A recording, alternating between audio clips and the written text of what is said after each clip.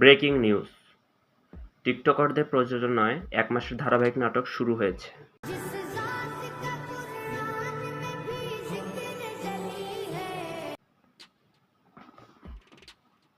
Honeymoon from Saudi আরব।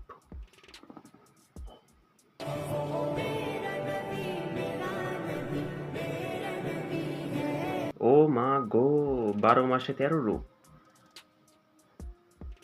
সারা বছর থাকে ল্যাংটা, রমজান মাস আসলে দেয় ঘুমটা।